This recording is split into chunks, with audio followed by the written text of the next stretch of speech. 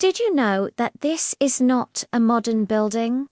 But looks so new, you would think it's a modern building, right?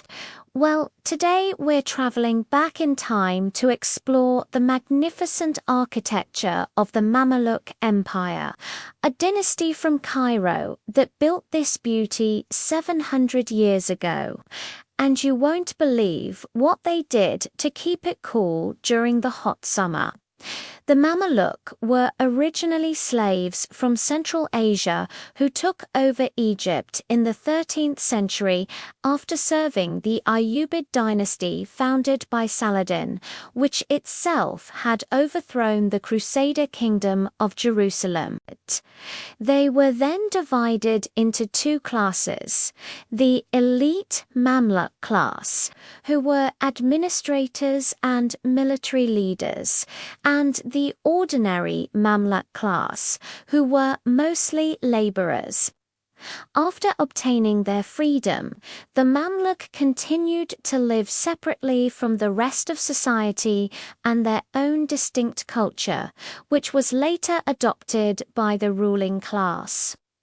The Mamluk Empire stretched from Anatolia in the west to Sudan in the east and was one of the richest regions in the world at the time. This wealth allowed them to build grand palaces and mosques, such as the Mosque of Sultan Hassan, one of the largest and most ornate mosques in Cairo, with 7 minarets towering over the city. It was built between 1346 and 1361 during the reign of Sultan Hassan al-Mulk, who wanted to outdo his rivals in Syria by constructing the greatest mosque in the world. But our focus today is on this building right here. The Citadel of Cairo, also known as the White Palace, was built in 1248 by the Ayyubid Sultan, but was abandoned in the following century after the Mamluk took power. It was then rebuilt in the mid-15th century by Sultan Qaitbay.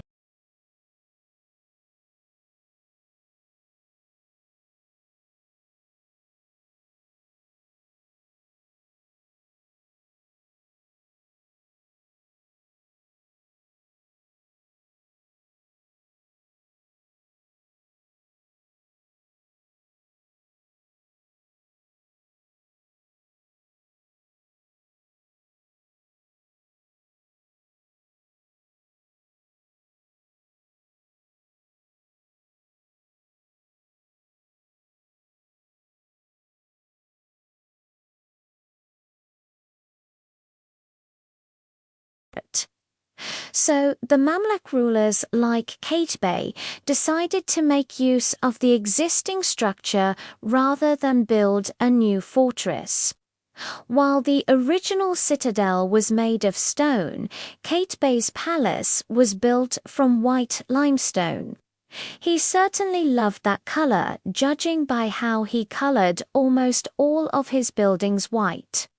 He commissioned this particular palace to be built after his conquest of Syria. He wanted to impress the visiting Mamluk dignitaries with a display of his wealth and power. And boy, does it ever show! Its towering white walls are a stark contrast to the dark green of the surrounding trees, and the blue of the sky, giving it its iconic look that still stands to this day. But if you take a closer look, you will notice these brown stains all over the walls. This is due to the water harvesting system installed in the palace. You see, Cairo can get really hot during the summer, so the palace needed a way to cool off the rooms during those scorching days. Now, there are 2 ways the water harvesting system works. One is through these strategically placed nozzles in the walls that spray water on the inside, keeping the air moist. But the main event is this courtyard in the center of the palace. Every hour or so, the central fountain in the courtyard would start spraying water in all directions. This would then trickle down these small channels on the walls and floor before eventually flowing into the large basins at the bottom. All of this is controlled by an ingenious system of pipes and valves that are hidden under the floors and walls. Water was brought from the palace's reservoir and pumped up to the center of the courtyard through this device called a shadoof, which is basically a giant syringe made of wood. From there, it would shoot high up into the air before cascading down and flowing throughout the entire palace. The water harvesting system was not only effective at cooling the palace, but also served as a way to conserve water in the hot desert climate. The water that flowed into the basins could then be collected and used for other purposes, such as watering the gardens or cleaning. In fact, the entire palace was designed to be as water efficient as possible. There were pipes running throughout the walls that carried water to various rooms, reducing the need for servants to carry water by hand. Even the bathrooms had running water, which was rare even in Europe at the time. But wait, there's more. Did you know that the Citadel of Cairo is actually a UNESCO World Heritage Site? Yet not only is it one of the most well-preserved examples of Mamluk architecture, but it also contains some of the oldest and most important Islamic monuments in the world, including the first mosque ever built in Cairo. Walking around the palace is like taking a journey back in time and exploring the life and times of one of history's most fascinating civilizations. Now, let's head over to the mosque. Built in 1214 by Salah al-Din himself. This mosque is considered to be the first mosque ever built in Cairo. The mosque was designed to be a simple yet elegant place of worship. The simplicity is evident in the lack of any minarets or domes, while the elegance is shown in the intricate details of the interior design. Despite its small size, the mosque was built to very high standards. The walls and arches are adorned with colorful Islamic calligraphy and geometric patterns, which were created by skilled artisans using traditional techniques. These designs not only served to beautify the mosque, but also had deep religious meanings. The calligraphy, for example, often contained verses from the Quran, which were meant to inspire the worshippers as they prayed. The geometric patterns, on the other hand, represented the order and harmony of the universe, which were seen as reflections of God's perfection. Across the courtyard from the mosque is a school that was built at the same time.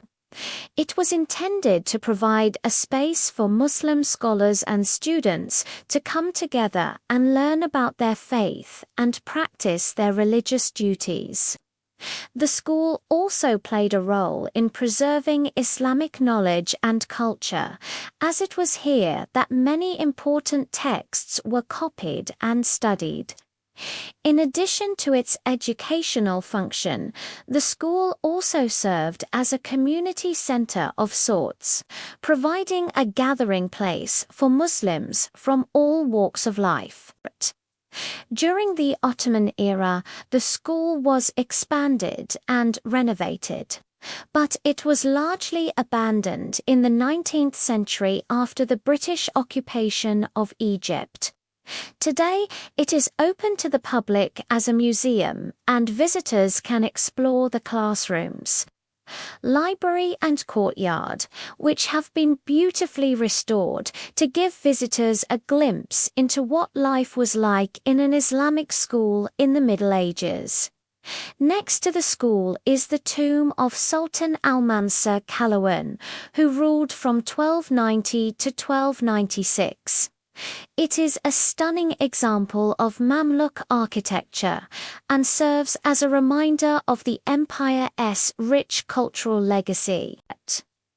Entering the tomb, you are greeted by a large dome chamber, which is decorated with intricate geometric patterns and calligraphy. The walls are adorned with colorful tiles depicting scenes from the Quran. The most striking feature of the tomb is the sarcophagus, which is made of black granite and inlaid with gold. The craftsmanship is exquisite and the attention to detail is mind-boggling.